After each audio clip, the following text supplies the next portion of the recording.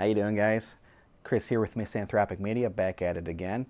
This week I have a little haul video for you guys. I'm going to go over the titles here that I picked up over the past maybe 5 to 10 days. I have a good stack here, a little bit of everything. Looks like I have some Criterion, A24, I have a VESTRON, a couple 4Ks, even a Kino Lorber release. I'm pretty excited because I feel like I got great deals on the majority of the things I have. Aside from a couple brand new things that I picked up on 4K, but we'll get into that later. So without further ado, let's just jump right into it per usual. First up, I have Barry Lyndon, the Criterion release. I picked this up like I do, $17.99, pre-owned, at my local secondhand media store. I love this film, Stanley Kubrick. I've seen it a couple times. It's a long watch. It comes in at 185 minutes, 1975. The back here says, Stanley Kubrick bent the conventions of the historical drama to his own will in this dazzling version of a pitiless aristocracy adapted from a novel by William Makepeace Thackeray. In picturesque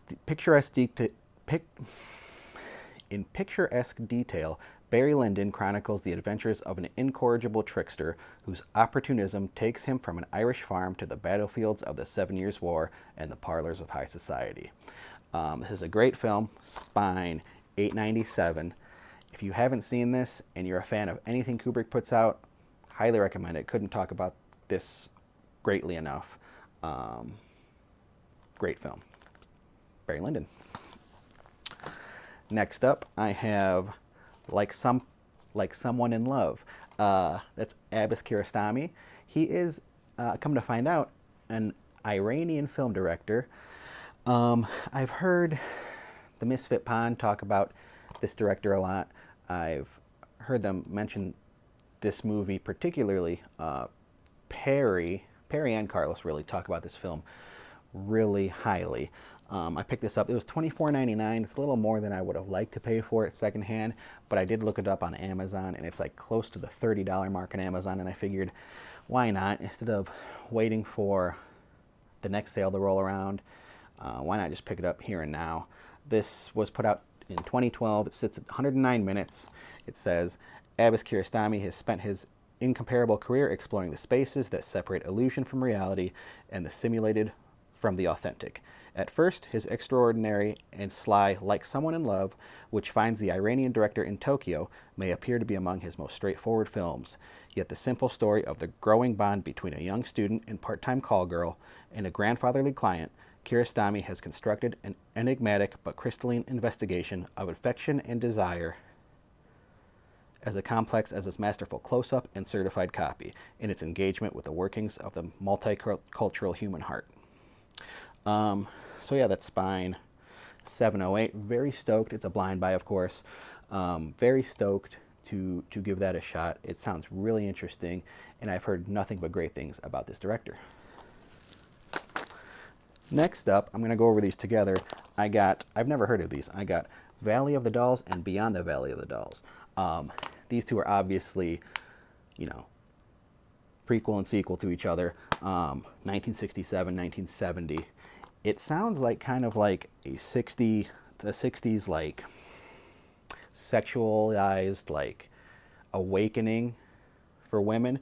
It says cutthroat careerism, wild sex, and fierce female protagonists are all on offer in this adaptation of Jacqueline Susann's sensational and wildly popular novel. Patty Duke, Barbara Parkins, and Sharon Tate stars three friends attempting to navigate the glamorous, pressurized world of big-time show business.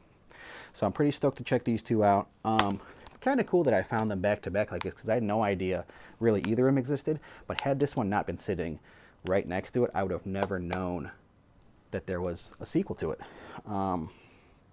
Yeah, these seem kind of cool. Like I said, Criterion's good for exploring films that you just didn't know existed. And prime example right here. The fifth pickup of the week, I actually snagged this today. It's The Kid with a Bike, Spine number 646. It sits in at 87 minutes, released in 2011. It's a French film, basically about this kid who lives in foster care in a group home, seemingly abandoned by his dad, and he just spends his days trying to get back in contact with his father. via telephone and then riding his bike looking for his dad, from what I gather. It seems like a pretty depressing movie, so I was kind of on the fence. I saw this sitting on the shelf for weeks every time I went there, and I finally decided to pull the trigger, considering $20, why not? It's also got this little tag on the bottom that says Sundance Selects, so I don't know if it won some awards, it may be Sundance or something like that.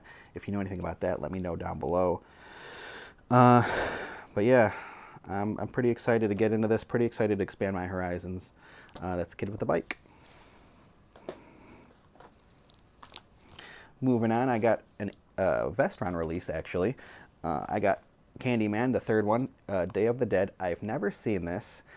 It was sitting on the shelf there. It's got the $10 tag on it, so I couldn't really pass it up at that point. Came with the slip. Pretty cool. I guess all I'm missing now is the second one, and I think, who put that out? I don't think there's any boutique release for the second film. Maybe Scream Factory or Shout Factory has plans to put out the second one, but I don't think so. I used to have this Shout Factory of the first one before I purged my collection. I do have another release of it, I think, and I do have the remake on 4K, but I don't have the second one yet. So I have first and last. All I'm missing now is the second. Like I said, it comes with a slip, and I think, yeah, it comes with a code too, so that's pretty cool. Couldn't really pass it up at that price. $10, hell of a deal. Candyman, Day of the Dead. Next up is a film that I had never even heard of, and I just happened to come across it on the shelf, and it caught my eye because it's black and white, and it looks like an older release, and that is Fritz Lang's Destiny. This was sitting there for $5.99. Like I said, I'd never heard of it before, and when I ran across it, I went ahead and I looked it up like I'd like to do. I looked it up on Amazon, and it's going for like $18, so I figured $18 versus $6, I might as well give it a shot. And like I said, at that price, I can get rid of it if I don't like it, and I'm not really at a loss over $6. This is a 1921 film in German, obviously Fritz Lang. I don't really know what it's all about. It says a dizzying blend of German romanticism, Orientalism, and Expressionism. Fritz Lang's Destiny marked a bold step for Lang into the kind of high-concept filmmaking that would culminate as Uber-styled works as Die Nubelungen and Metropolis. A young woman confronts the personification of death in an effort to restore life to her dead fiancé. Death agrees to reunite the lovers if the girl can divert their preordained romantic tragedy in one of 3 exotic episodes. That sounds pretty cool. 1921, it's always a trip to see how film was done. You know, this is over 100 years old at this point. So just thinking about that, it's kind of crazy. It says it's a 2016 re-release with a 2K scan. I mean, you can't really go wrong with that, right? A Kino release for $6. Incredible. If anybody else has seen this, go ahead and let me know down below. I'm pretty stoked to check it out. That's Fritz Lang's Destiny.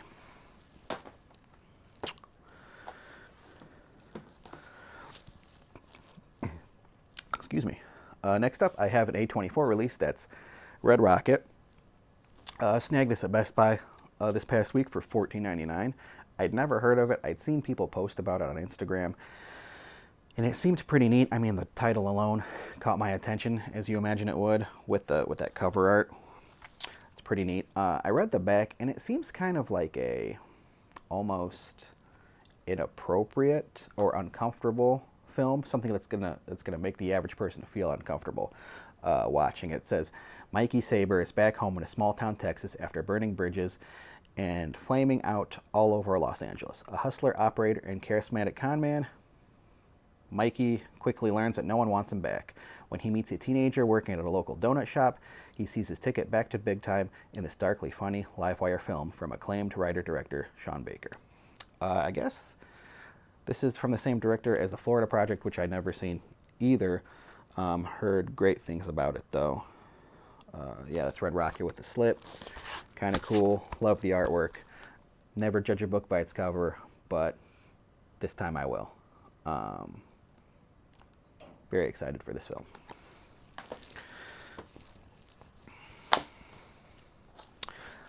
Next up, the last two I want to talk about today, I picked up a couple 4Ks. The first being Top Gun 4K.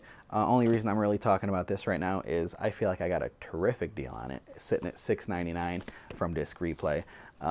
Nothing really special about this movie. It's American, you know, cinema. Great action, 80s cheese. For $6.99, you can't go wrong. I'm pretty sure this is sitting at Best Buy right now for like $14.99 minimum.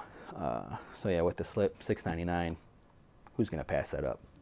Not me, obviously. The last major release I picked up this past week is the re-release, or I should say the remake, of The West Side Story on 4K. I have not seen this. I do know it's streaming currently on HBO Max, and I guess I could have just watched it right there. But I already own the original on Blu-ray, and I figured it would just be neat to own both of them. Might as well, why not? It'd be really cool if they would re-release the original on 4K. But until then, I guess I just have the regular array of it.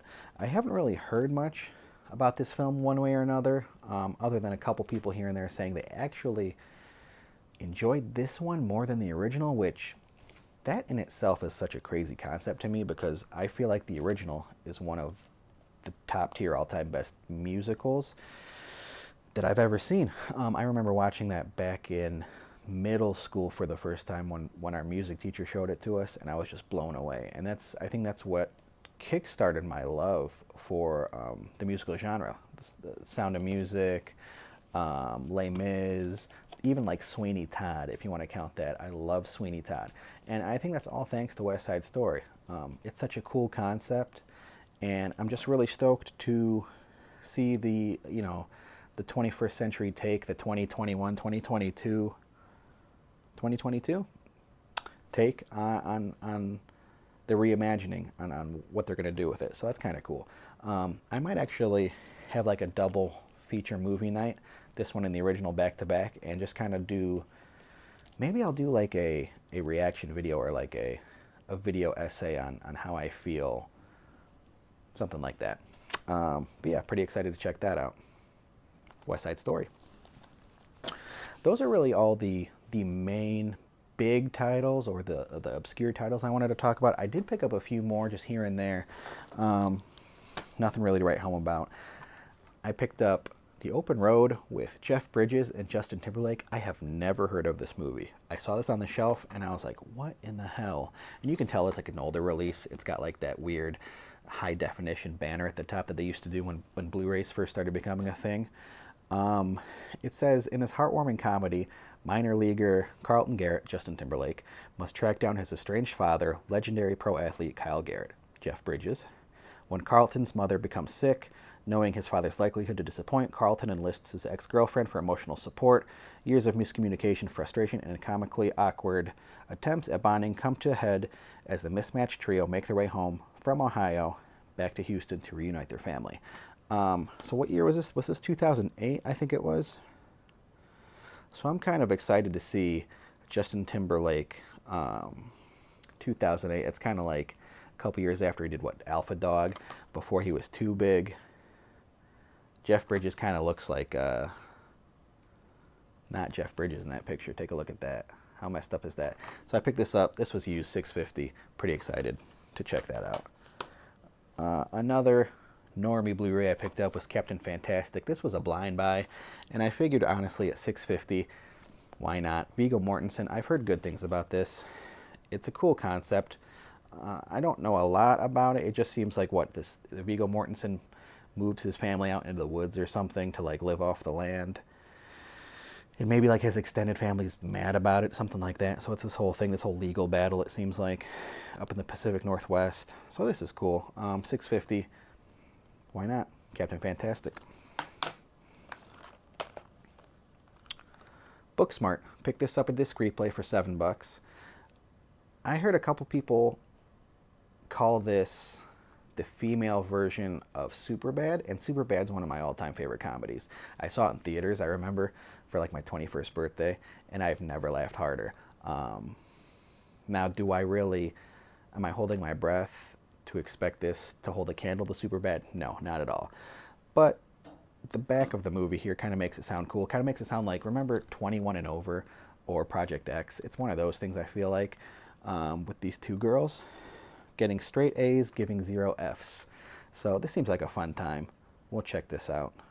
Nothing to lose really there.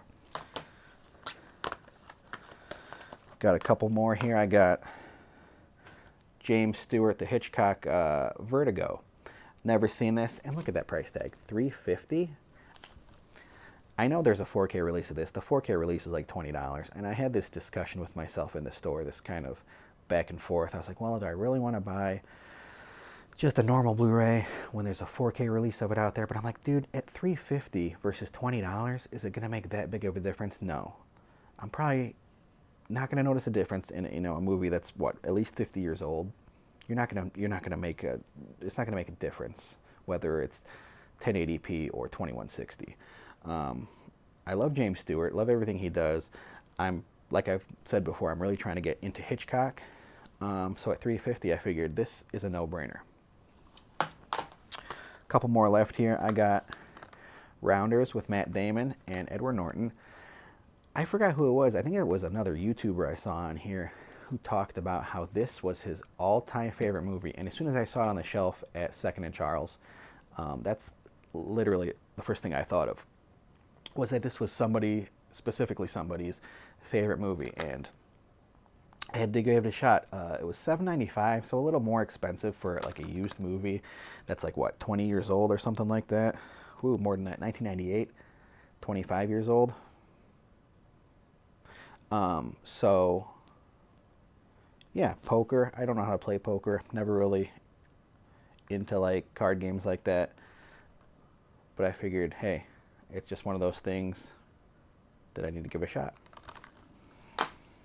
And last but not least, this one was kind of, I don't want to say a regrettable purchase, but something I wish I would have looked up on Amazon before I went ahead and snagged it, and that's Romancing the Stone.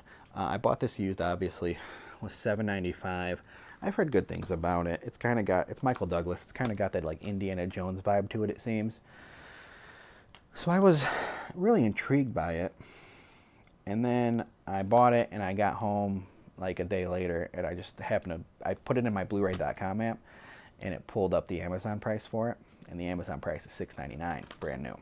So I paid, you know, $1 more for it, used, but whatever, man. $7.95, Romancing the Stone. That's Kirk Douglas? No, Michael Douglas. It says, when her sister is kidnapped by thugs searching for a priceless jewel in Colombia, a romance novelist soon finds her own life filled with adventure. She sets out to rescue her sister and meets up with a handsome fortune seeker who convinces her to beat the bandits to the treasure.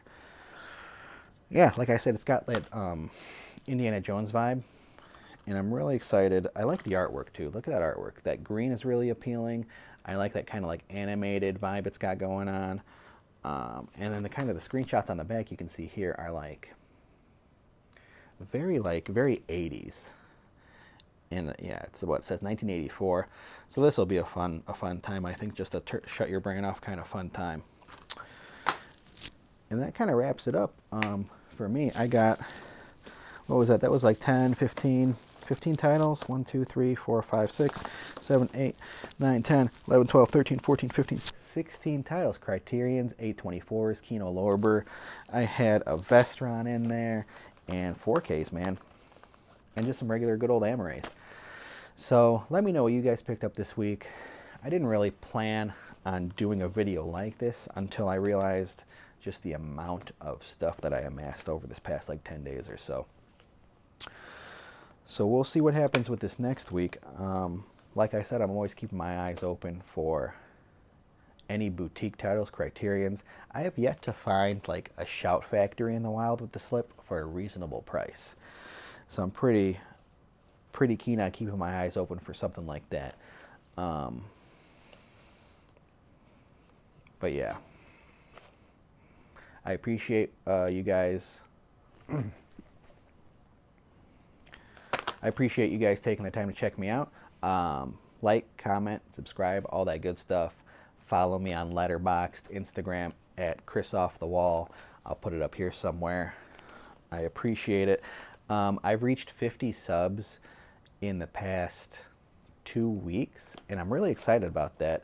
I made that little unofficial goal of mine, and I surprisingly, I made it in 13 days. So that was pretty cool to see that. I guess next up would be 100 subs, right? And then at that point, I get my own customized URL. That way, whenever I paste my link, it's not just some garbled up nonsense. So I get that on 100 subs.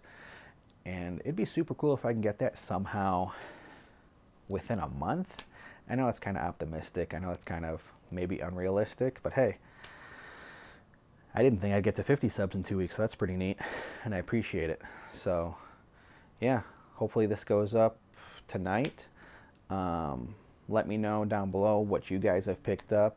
If you guys have a Letterboxd, a YouTube channel, anything, any of those social medias, leave a comment down below. I'll give you a follow. We can talk. We can talk movies. I can talk movies all day long with anybody. So I appreciate it once again. Like, comment, subscribe, and I'll catch you on the flip. Thanks, guys.